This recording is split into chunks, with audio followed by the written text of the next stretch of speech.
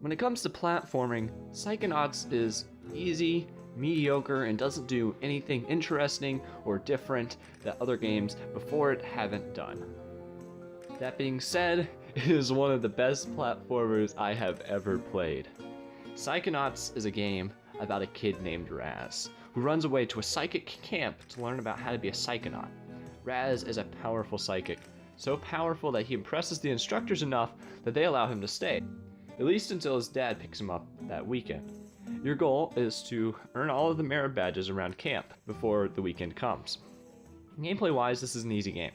You have a very small moveset that you can use. You have a double jump, a punch, and if you jump in the air and press the punch button, you do a ground pound. And that's about it, until you unlock a merit badge that allows you to roll around on the ball and jump even higher. And that jump is so broken. You can skip huge platforming segments with almost no consequences. If you press the L button, you float to the ground after you have unlocked your ball rolling ability, and that's all your moveset. But that's okay. Psychonauts doesn't need it. Psychonauts is a game about interacting with your environment and its story. That is the most powerful part about the game. The 8 merit badges you have, only one of them you use for platforming, the one I mentioned earlier. The other 7 are dedicated to interacting with your environment and combat. Although the combat isn't as great as the interacting with your environment, in fact the combat is just as shallow as the platforming. It's usually just run through all of your abilities until you find the one that works and then repeat it till the boss dies. The enemies are just as uncreative. You just press the attack button and avoid their attacks, and that's about all there is to them. It sounds like I'm setting up Psychonauts to fail, but as mediocre as the gameplay is, it doesn't need it. Biggest hook for Psychonauts is your ability to go into someone else's mind. That's the whole gimmick of the game. Super Mario 64, you're jumping into paintings. Psychonauts, you're jumping into people's minds. Each mind is a platforming level that is, although extremely linear, runs you through a personification of what the mind would look like. For example, the first mind you enter is Coach Oleander's mind. Being a war veteran, the mind you go through is one of the battles he fought. And it's the first level in the game, so it's your tutorial. And he's yelling out all those generic military officer, drop and give me 20 type of things. And it's fun. For a tutorial, it does a great job. All of the boring tasks that tutorials teach you, it makes sense because it's coming from this drill sergeant who's telling you to do a bunch of boring stuff. The atmosphere fits the game very well. What really got me hooked on this game was after you finish the tutorial, you go to the finished area, and there is a hallway off to your right that's just completely different than everything else. It's just blank and white and very bright, and as you almost enter it, the coach stops you at the last second, and he's like, alright kid, nothing else to see here. And it's just like, the idea of there's parts of the mind that he's ashamed of, that he doesn't want you to see, and there's more to his character than he's really letting on. It's just stuff like that that really makes Psychonauts special. Psychonauts, being a platformer, it has a lot of collectibles, and the collectibles really help you get an idea of what's inside people's minds, or at least some of them do. You have figments, which are like the bananas from Donkey Kong 64, but like if the bananas were good. And it's kind of cool. Some of them follow patterns they have to watch and then grab from, and each of them looks like a very particular memory that they have had. Like a guy walking a dog, or a bird, or a plane, some clothes drying on a clothes string, whatever those things are. Clothesline, that's the word. If you collect enough of them, you get an upgrade, and if you get enough upgrades, you're allowed to get another badge. The next collectible there is the emotional baggage. There's 2 parts to the baggage. The bag itself, and then there's the bag tag. The bag tag corresponds with the specific bag, and if you collect all the bags, you get some more experience points.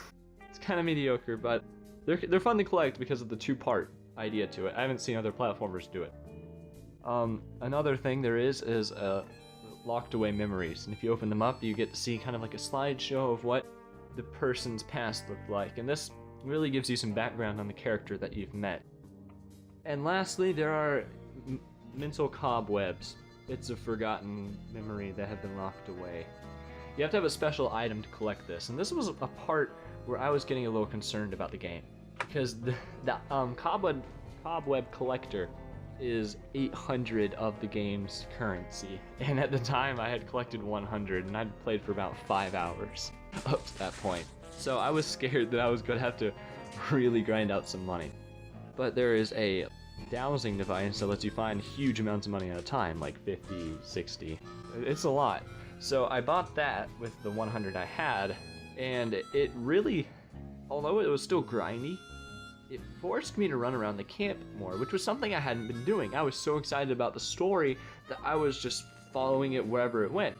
But that at the time forced me to slow down and look at the scenery, and the camp is actually very big that you get to explore, and forcing me to stop for a moment really helped me to see more of it.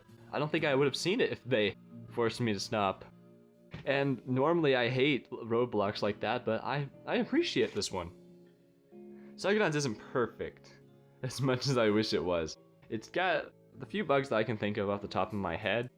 There was a cutscene in one of the mines, and I completely skipped it because I accidentally fell off an edge. And so I just spawned with the new item that I was supposed to use, and I wasn't really sure what to do with it. I had to look it up. And then in the same area, there's a keypad you have to key in, but you can only use it if you're like 3 feet away from the door. You can't use it if you're right next to it. So I had to look that one up too. And normally there's a hint system inside the game where you use bacon to summon this guy out of your ear to give you hints, but they don't help with those little problems like that, unfortunately. Another problem is the rumble. Although it's not as bad as Cuphead's rumble used to be, it can still last for a really long time if it loads into a cutscene or something. And speaking of cutscenes, even though the animation for this game and the graphics hold up very well, it looks like some creepy Nickelodeon animation that went 3D, but the cutscenes are at extremely low resolution. And that's just because of how old it is, but I feel like if they did all the cutscenes in-game, although it would have taken longer, it would still look nice, because all the in-game animations and cutscenes look very good. And sometimes hit detection's a little weird, if the curve on a slope is too steep, and there's grind rails. I never got the point of grind rails. They're just kind of there. Like, I've never played a game that had a grind rail on it that was like, wow, if they didn't have this, it would be a worst game, but I feel like it's just kind of there. Grind rails are just weird. I don't know. That's just a nitpick. All of these are nitpicks because the game doesn't. Sure, the game would be better if they fixed these things, at least in my point of view. But it's fine that it doesn't. It's still a fantastic game. Psychonauts provides a creative look into the minds that you enter in a way that I haven't seen any other game do. I don't like doing numbers at the end of reviews because I feel like it's kind of arbitrary. So if you have to take anything away from this review, I would say just go play it. It is a wonderful game, and I can't wait for Psychonauts 2.